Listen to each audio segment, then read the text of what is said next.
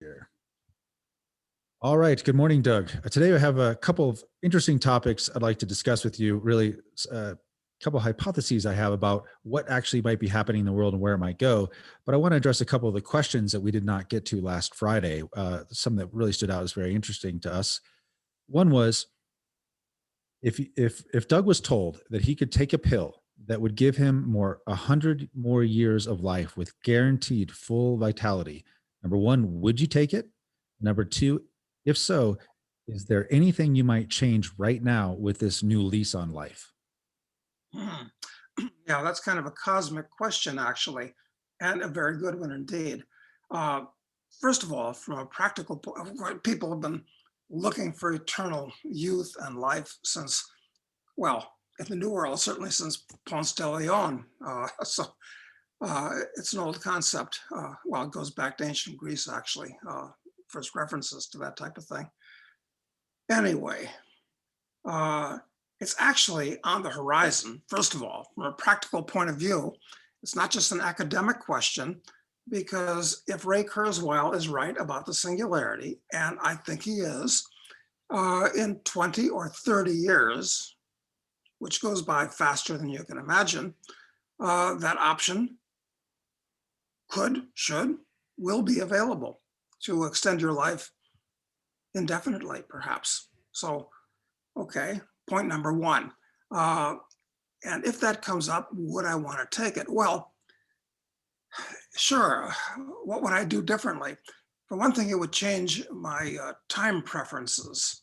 I wouldn't feel like I had to hurry up and do anything right now. I'd also feel that my investment horizon, so that my personal wealth would grow, would lengthen tremendously. I mean, at this stage in my life, I'm 74 years old. Would I really buy a Berkshire Hathaway lookalike, knowing that it's going to take 50 years for me to get 1,000 to 1 on my money? I don't know. Perhaps not. But that would change too.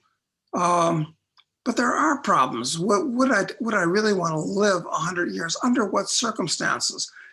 Because the long-term trend of mankind has been ascent with, we've gone from grubbing for roots and berries, with life being solitary, poor, nasty, brutish, and short, to actually pretty damn good, pretty comfortable, quite frankly. So, but that's not all there is to it.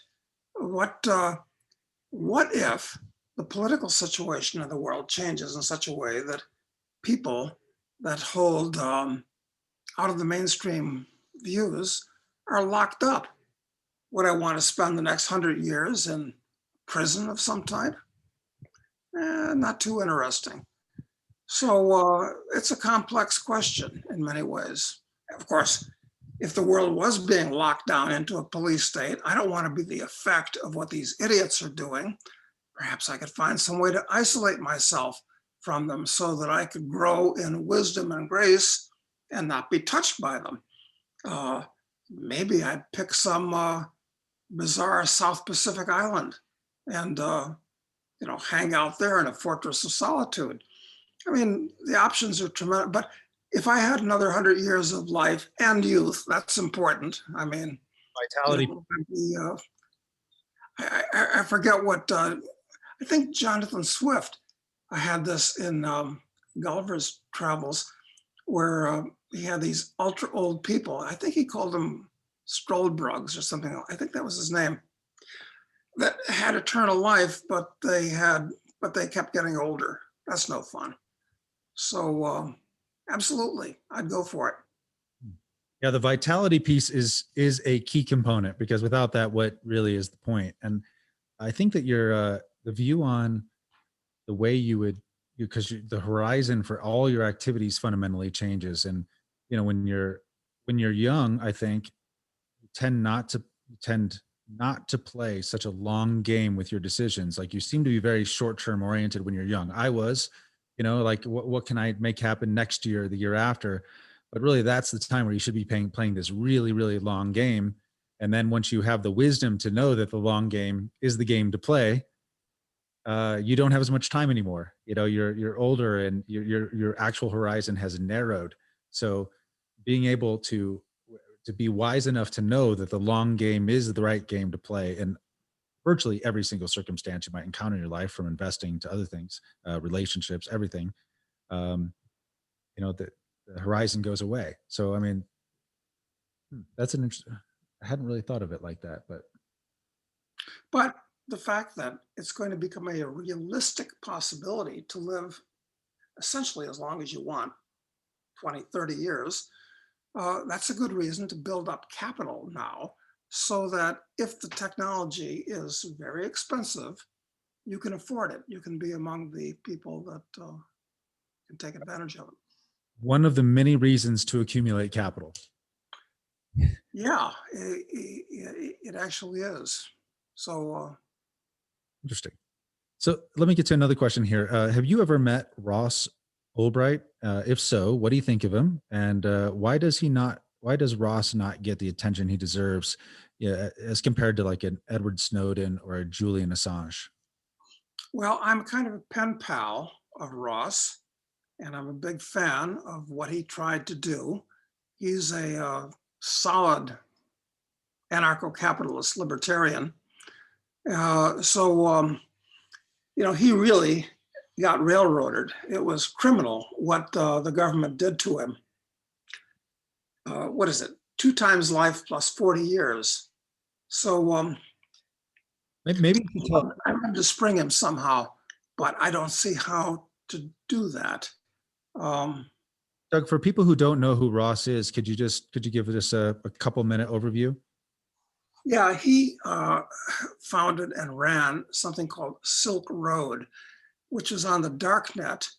And on Silk Road, you could say, and more importantly, buy and contract for whatever you wanted. And he was an early adopter for that reason, among others, of Bitcoin. And I don't know how many Bitcoin he had, but God knows he would be a multi-centimillionaire right now if they hadn't stolen it all from him. And it was alleged that the Silk Road, of course, was in ancient medieval times, was the way across Central Asia between Europe and China, where, you know, exotic things could be bought and sold. Anyway, it was alleged by the government that he was running a criminal enterprise, dealing arms and slaves and drugs and so forth. And of course, there's nothing wrong with dealing arms and drugs. And I don't see how that it could have possibly been used for human trafficking, which is another whole ball of wax that these people have said. Anyway, so he became, because Silk Road was an underground network where you could, in fact, buy drugs, but Ross was just a broker. He wasn't a principal in the thing. He wasn't underwriting these deals. He was simply facilitating them, which is perfectly fine, in my opinion. It was like a marketplace, right, where buyers and sellers could come together. Exactly. It's really like putting whoever runs, it's not Amazon, but what's that thing that competes with it, where you buy and sell whatever you want? Okay. E-commerce, that platform, that was big, still is big. Yeah. What is it eBay. called? eBay, right. It was like running an eBay for illegal things. Okay. And so the feds went after him really, really hard, and really threw the book at him, charged him with things that were incredible. And Yeah, and as is typical with federal prosecutions on all levels, the interest of the prosecuting attorney and the arresting officers is to put a feather in their cap, get another conviction. So they will lie and they will fabricate and they will plant evidence. I mean, they build a pretty good case against themselves as being a criminal organization with their own individual interests. They're not guys in white hats, as they all seem to be on television. And if I recall, there was something like the arresting officers actually were ultimately charged with theft because they stole some of the Bitcoin that was recovered from Ross. Right? I vaguely remember something around those lines. Yes, and I can't recall whether they were prosecuted in any way or not, or perhaps just given administrative leave for a couple of weeks, which is what usually happens. So no, it's just a disaster what's happened to him. So if I could figure out, and of course we had high hopes for a while that Trump would pardon him, but Trump didn't pardon Assange or Snowden either. So, you know, the more time goes on, the more and more disappointed I am with Trump. There were so many things that he should have and could have done, but he didn't for whatever reason. So, Those pardons were the easiest one because you didn't need anyone else's permission for it. It's a basic constitutional power. You could have just really saved a few people who have basically fought against the system from Ross to Assange. And he just chose to let them leave them, to leave them to the system essentially. So that was very disappointing.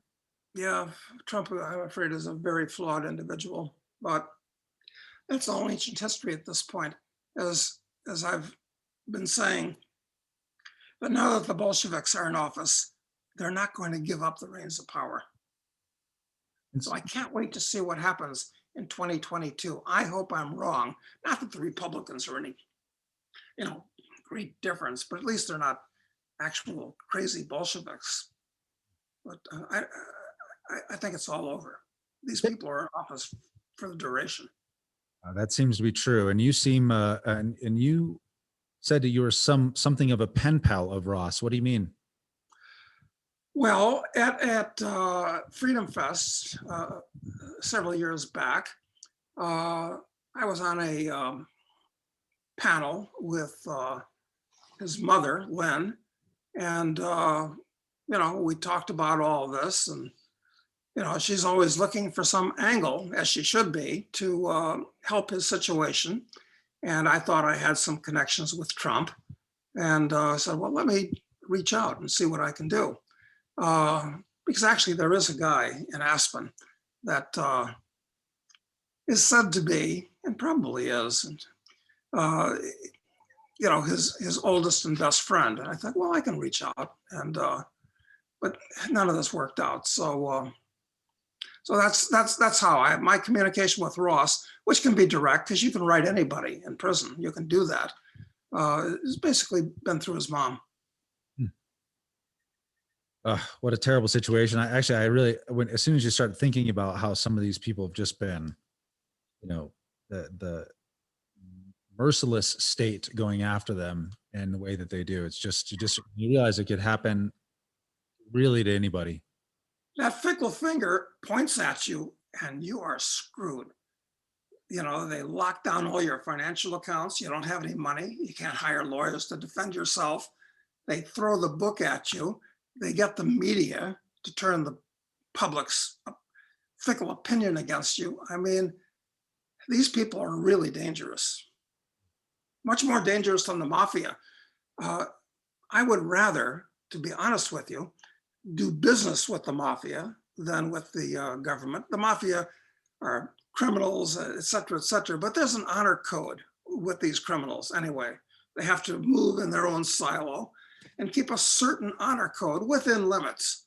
The government really doesn't have to do that, less all the time.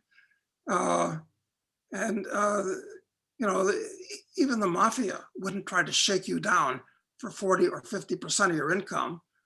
I mean, they're reasonable guys in a way. They only want to steal. They only want to, as that famous phrase, they only want to wet their beak. 5, 10, 15%, get away with that. And the other thing with the mafia is that you can actually do battle with them and you won't have any special legal consequences. I mean, if it turns into a gun battle, well, okay, but can't do that with the federal.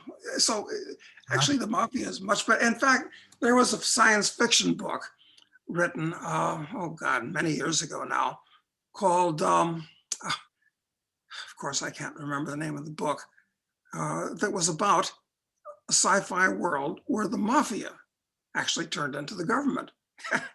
And the author made it into a much better world than we're living in today, with actual professional criminals Hmm. who mellowed out because of this and that. But what was the name of that book? Not this, wasn't it? Sorry, I hate to make a reference and then leave it hanging, but how can you remember all these titles? Well, especially with as many books as you've read. But if one comes, if you remember it later, just mention it so we can write it down for people. Well, Someone, there was a key phrase in that book that may help somebody who has read it identify it and send in something to you. It was MYOB. And at first you thought MYOB, M-Y-O-B, that must mean mind your own business. And it was, but it was also MYOB meant my obligation. oh, So it was a clever book. Anyway, we'll come up with the title. Worth reading. okay. Someone asks, what are your thoughts on when one should use financial leverage? Well, it's always dangerous, but at the same time, it presents great opportunities. Now, how am I personally using financial leverage at this point? I'm pretty sure that the US government is going to really destroy the dollar over the next 10 years. I mean, I don't see any way around it. So, on a house I just bought, I'm taking out the largest mortgage that I can. Not because I need the mortgage to buy the house, but it's a great way to go short the dollar because I can finance the thing for, I don't know if I'll do 20 or 30 years, but several $1,000,000 at 3.1%. That's like a gimme. That's like free money laying on the table saying, take me, I'm yours. Right. So that's how I'm using leverage. That's controllable, but using leverage to buy stocks, you can get into a lot of trouble. And then using leverage to do commodity futures, which is the name of the game, it can be dynamite both ways. So Well, the downside is understood with a mortgage, right? I mean, they could take the property from you, right? yeah, That's basically the recourse of it. But when you're using leverage to buy gold futures, as I've done before, in error, uh, when it goes against you 30 to 1, I mean, it gets really expensive, really fast. And there's no downside to it if you keep making the margin calls, as I was foolishly years ago. yeah, and God forbid you're the wrong way in a commodity market, and for some reason you got multiple lock limit days in the wrong direction. Then you can't you actually can't get out, and you're screwed. So I think maybe part of the key with leverage is that the downside has to be fully understood with it. Yeah, yeah, Understand a lot of times when I did this early in my so-called investing career, um, I could imagine the upside, but I couldn't imagine the downside. And I think if you can't put a number on the downside, then it's probably an error, right immediately. yeah. There's that old saying in the market: um, the market can stay irrational a lot longer than you can stay solvent. I experienced that. Luckily, I made my last I shouldn't have made any capital calls in my situation, as you told me later, like you'd never meet it. But I kept meeting them over and over again. And on the last day when I was basically I figured I can't do anymore. I made the last one, and this was in the financial crisis, and it was gold futures. I was sure gold was going to go up with everything that was going wrong in the world, but first it Yeah. went way down. It went down to like 600. I think that day the low was like 676 or 672 or something like that. And I made that last capital call, and I was like, after this, I'm not doing any more. And then the markets. God. It's perverse. I mean, the universe sometimes it has a wicked sense of humor. It's really funny. I was thinking I'm gonna get the financial world's going to end, but I'm going to make a huge amount of money on the way out with these gold futures contracts, and Yeah. that it almost financially destroyed me. It was that close. So got pretty lucky on that it turned around when it did. Well, I think I mentioned before, it was my old friend Harry Schultz. Harry's still alive, living in Monaco. I'll bet he's crowding 100 years old, though. Actually, 100 actually. And one of his aphorisms was, "I'm often wrong, but never for more than 24 hours." So, and we all have a tendency, I know I do, to hold on to positions because you think you're smarter than the market, etc. We all know the story, but Harry's right. He's right. Doug, are you familiar with Jim Henson's character, Uncle Traveling Matt? You ever heard of I'm not. I mean, I know who the Muppets are, but frankly, I've never, I was never a Muppet addict. No. that? Well, he said, because You know who it is? I do not actually, but he says, I always thought that this character might have been based on Doug Casey, is what he says. Wow. Well, send us, especially since it's Matt is its name. He ought to send us a link to that Yeah. episode or whatever. Watching this, put it in the comments of the videos.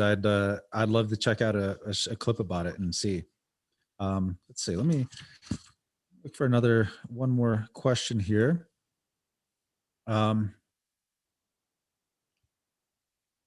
Someone asked about we've talked about personal relationships, romantic relationships a couple times in this show, and so the question here or comment is, you two allude to your personal or romantic relationships quite a bit, and as someone who has traveled quite a bit within a long-term relationship, both solo and jointly, I know how much disruption it causes across both of our careers each time we move. Curious if either of you can share best practices for uprooting your spouses or partners in order to remain flexible and opportunistic to the many challenges we face today, while keeping happy wife, happy life top of mind. Hmm. I think that's a Chinese aphorism: "Happy wife, happy life." At least that's what I associate it with. But uh, well, look, um,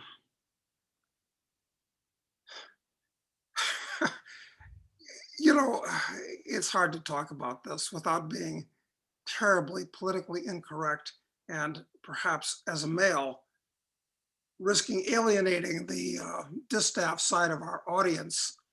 Um, so, It's okay, Doug. well, let's just say to start with, you travel fastest when you travel alone, uh, because the more people you have, the lower the common denominator. I mean, as far as starting the day, as far as what to do. So, and of course, when you're married and you have a female, you have to make allowances that you wouldn't necessarily make for a male buddy you're traveling with. I mean, you can part, come back together. Hey, it's cool, no problems. Can't do that with a female so much. I mean, there is this old aphorism that has a lot of truth to it. If it flies, floats, or fucks, rent, don't buy. And I know so many friends who have been married and divorced, and upon the divorce, suffered a huge asset stripping. In addition, if it's acrimonious, ruining their lives while they're feeding the lawyers for a year, making it happen. Disaster. So you ask yourself, and of course, from an anthropological point of view, marriage is an economic thing. It's not about love or anything. That's why in the third world today still exists. You don't get married for love. You get married for economic and survival reasons, basically. I mean, there's a lot of things. Specialization and division of labor, on the other hand, makes a lot of sense. And females are specialized just genetically in some things, and males in others. This affronts this whole woke meme that's out there. So, answer the question. I'm married, and I've got lucky. I mean, listen, I might be living, because I ran this by my wife a couple of years ago. I said, listen, why don't we move to Kinshasa for 6 months?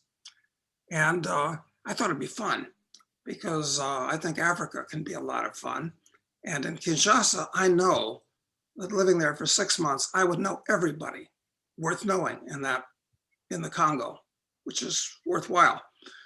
And then I said, then we can go to Moscow for 6 months. And if I did that, I know I'd meet everybody in Moscow. And that'd be exciting too. But, she just kind of drew the line. Says, even though she speaks Russian, she's not Russian, she's South African. But said, and she also speaks much better French than I do. So it would have worked out in the Congo as well. And better Spanish. Better Spanish as well. And her Spanish has gotten it's better than either of those, quite frankly. And she's a German as well. She speaks German, which is not too far off from Afrikaans, which is really kind of, Afrikaans is kind of, it's really Flemish. It's a dialect of Flemish. So it's not far from German either. Anyway, she said, no, look, enough is enough. That's just too much. These places are too crazy. I mean, she kind of wobbled when she said, well, Russia, maybe Leningrad, but no, not Moscow. So in any event,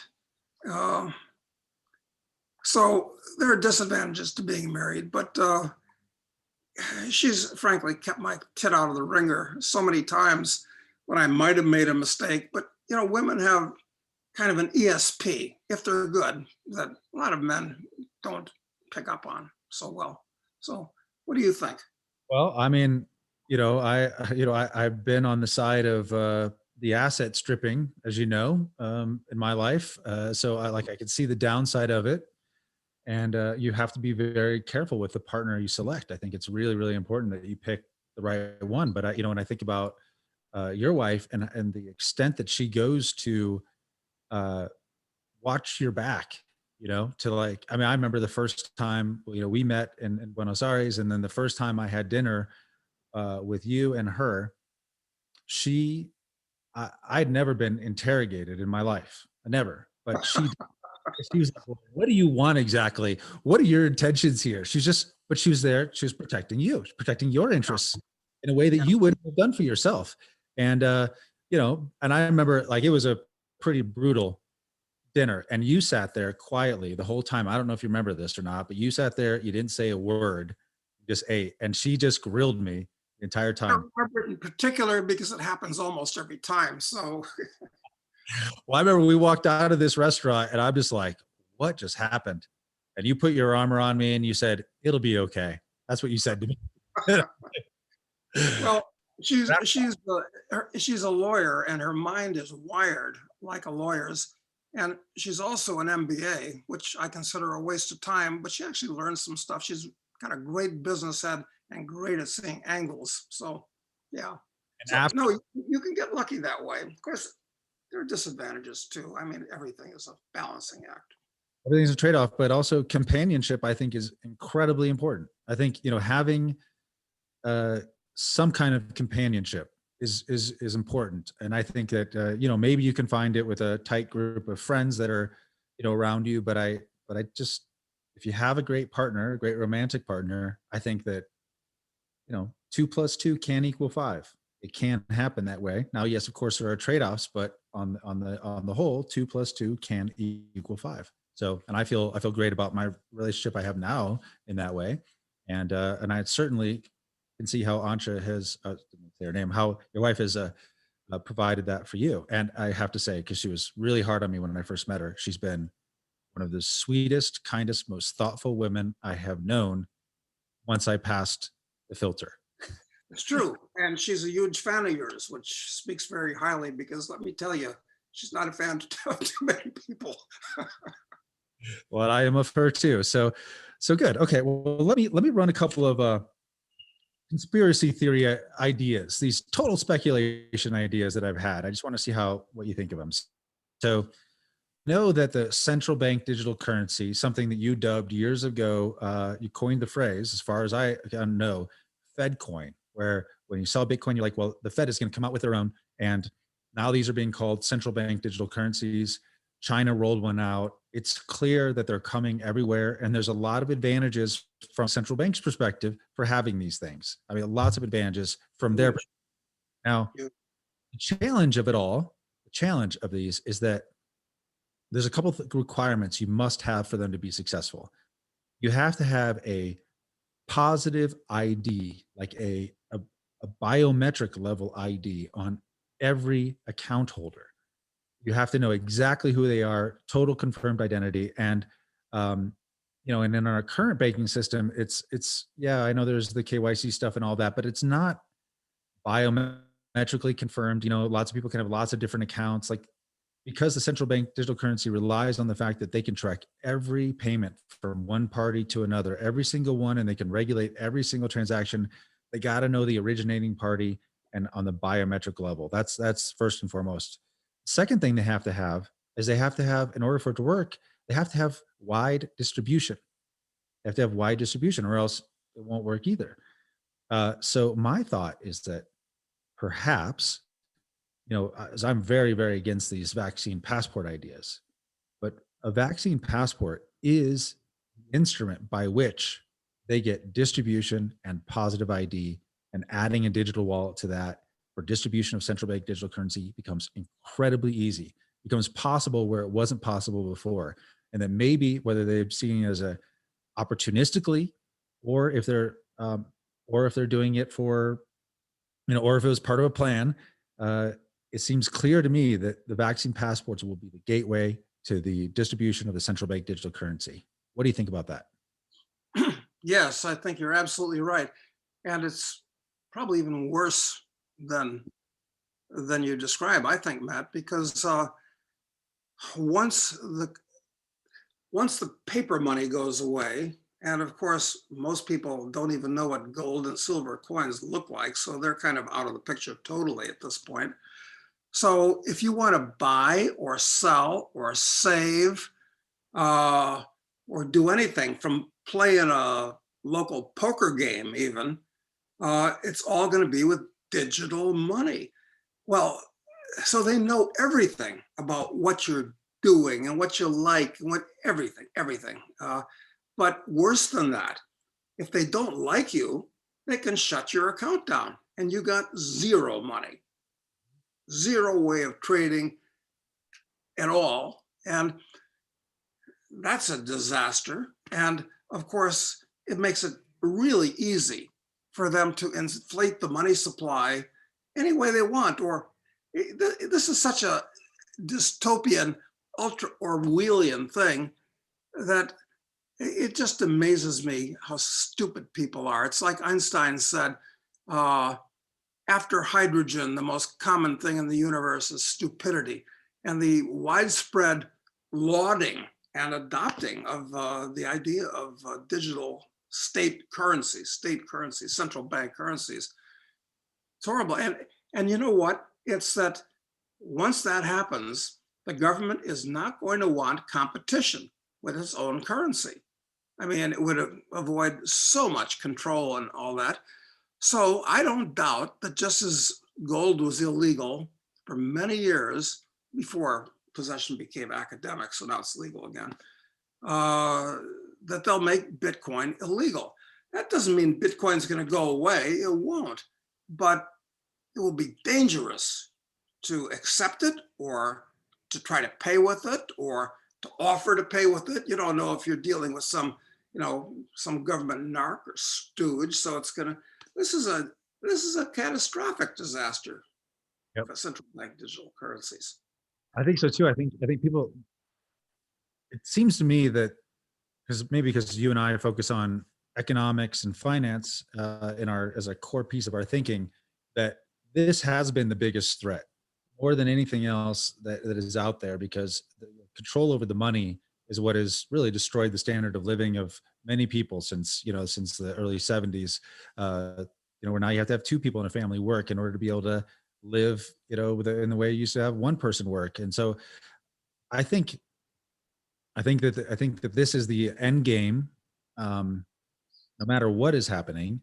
And I think that it really is the end of personal freedom if they have this level of control over the way money is spent. And from a central bank perspective, it actually makes sense for them to do it because um, even if they aren't control freaks, even if you assume good faith on the part of these people, which I would not, but if you were to assume good faith on the part of these people, then would be a far more effective way for them to manage the economy than the way that they have to do it now, which is they have to push through these banks to try and get money out there and spent, and it just causes asset prices to go up. You could basically could have individual set interest. For certain people, it's like you could have negative interest rates. For other people, you could have really positive interest rates for the social engineering. If they feel like people aren't saving enough, they get individually much higher interest rates. And if that you're hoarding wealth, then they could have negative interest rates, which encourages you to spend more actively in the economy. And it could all be done on an individual basis, no set interest rates at all, and they could just increase and decrease the money supply essentially at will by airdropping money in people's accounts in a much easier method than they had to do with these stimulus checks. So, yeah. And it ties in perfectly with the social credit system, which the Chinese have pioneered as well. exactly. And now, so the Chinese have rolled out the first actual central bank digital currency. They've been beta testing it for the last several months. But the thing you have to understand about the Chinese population is that they do have confirmed biometric identity on their citizens. So they had to have that, and they had to have distribution, which they do through WeChat, through these single applications that basically most Chinese do all their purchases, all their communications on. So they had that. They had distribution and positive biometric ID, making it possible to roll out the central bank digital currency. So I think that's why I think vaccine passports are the key to that. Like that is the gateway. So yeah, for sure. We'll see. Scary stuff. Okay, so one more, and this one is a little wilder. I was thinking about how you said, you've mentioned before that we will have war with China. Like ultimately, it's going to happen.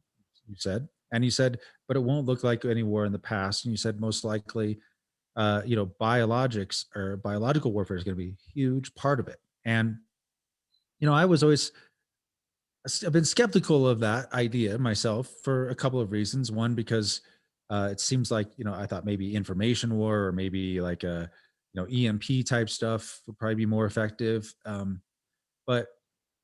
But then I was just asking myself this question, thinking about it more deeply, and thought, perhaps we're already in that war. And let me just lay this out really quickly for you. So I was fooled, like I think a lot of people were early on with this pandemic stuff, by watching videos of what was happening in China. And what I saw is I saw people walking down the street and dropping over dead. I saw Chinese, officers or government officials welding people into their apartment buildings.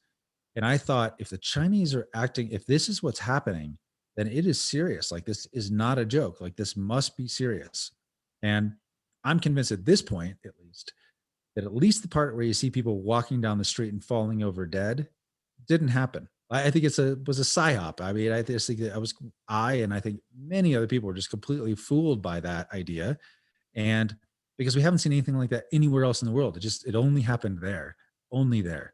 And so then, we have this wave of all this worry about this. We have this COVID hysteria, and it doesn't seem to be that deadly. So it doesn't seem like that would be the biological war that the Chinese would be inflicting on us, because it just doesn't have that big of an effect other than destroying our economy in the way that we handled it.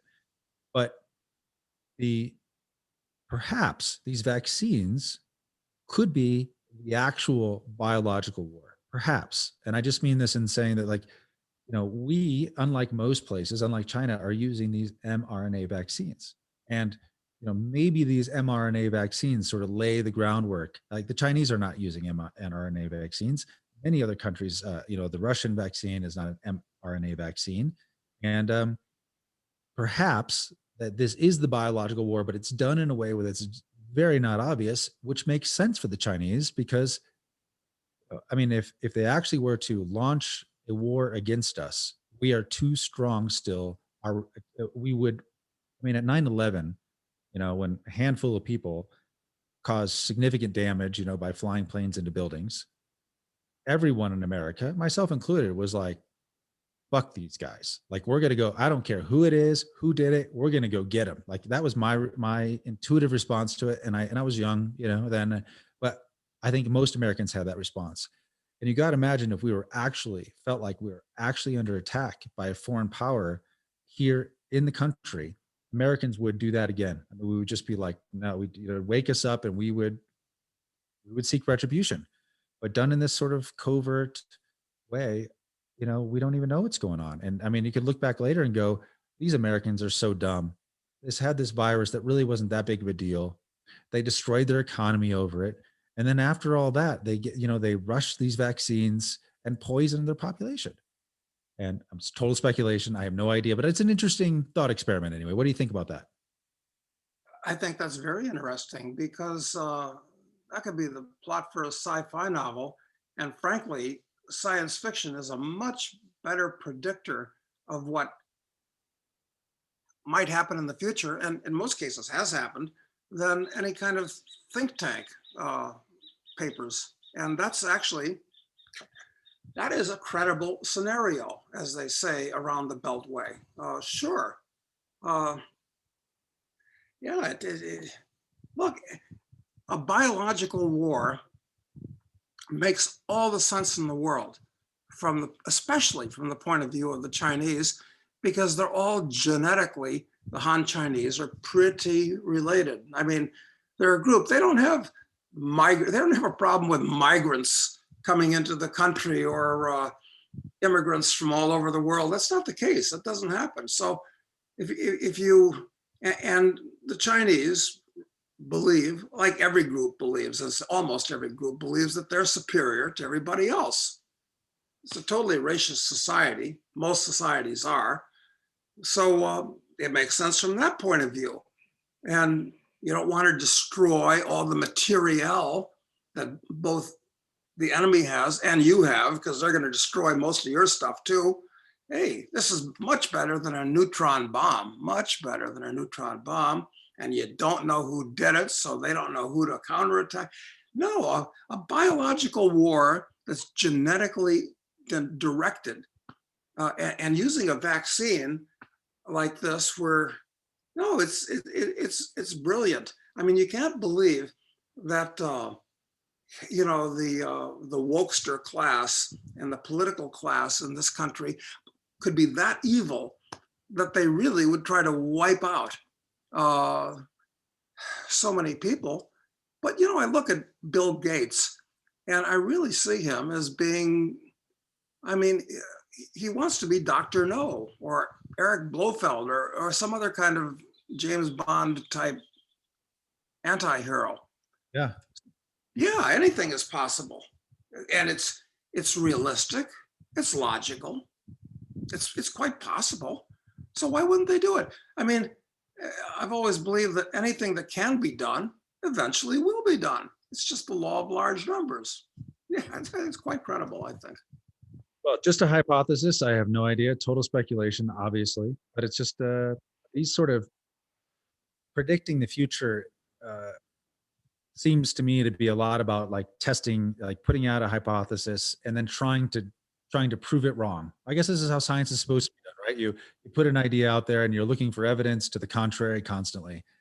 Unlike our version of science today, which is a lot more theological in nature, but it is. Yeah, that's right. And speaking for myself, I'm not going to take the vaccine until it seems like there's no way to avoid it. And hopefully, by the time that comes, there's this hysteria, this bubble will have broken somehow. So, but I'm certainly going to put it off as long as humanly possible. And that'll be inconvenient, certainly. But for me, I think this is where I'm going to draw the line, is on the vaccine, because you gotta have a line somewhere. And I think that so I'm trying to set myself up to be able to live with the inconveniences that are almost certainly going to come, because I feel like if you take any vaccine, you're going to be able to easily justify to yourself how you take the subsequent boosters that'll be required quite regularly, and it's a psychological trap. and then for reasons of both convenience and practicality, quite frankly. It's going to be an under the skin chip where all your information is going to be held. Next logical evolution. But before that, we're going to have to confront, when they come and ask, well, guns are illegal, sorry, turn them over. Well, what are you going to do? How are you going to, that's another line in the sand. There's so many. I mean, it's like we're reaching, I don't know what you call in math where all the lines come together at a crux. Like an inflection point of some kind, right? Inflection point, yes. A really big one, quite frankly. Yeah. Yeah. Did you see on just last thing on there was on 60 Minutes this last weekend was a below the skin implant that was of course invented by DARPA, where they plan to give it to soldiers, and it could detect if there was a coronavirus in your system or other things, and it would they said it was like a check engine light. So if there was something detected there that wasn't good, then it would send a signal to your smartphone or other device that said you need to do a full blood test and we need to take a deeper look at you. So this implantable chip is in fact real and in fact being deployed and tested actively within the military right now. Interesting, insofar as I've also heard, and who knows what the facts are, because you never really know what the facts are anymore, that 40% of Marine enlisted men are begging off from taking the vaccine. Kind of an interesting statistic, if true. Well, it doesn't surprise me. Doesn't surprise me. There's a lot of conservative sort of real world living people join the military. People who actually live in the real world where they're subject to feedback loops about their conduct, and versus these versus our woke class who basically live in a fantasy world where all the feedback loops don't exist. You know what I mean? It's all abstract. Well, I guess the Department of Defense, which is a misnomer, of course, is going to have to root out those politically unreliable soldiers. And that's one way to identify them. It is, but 40% is too many.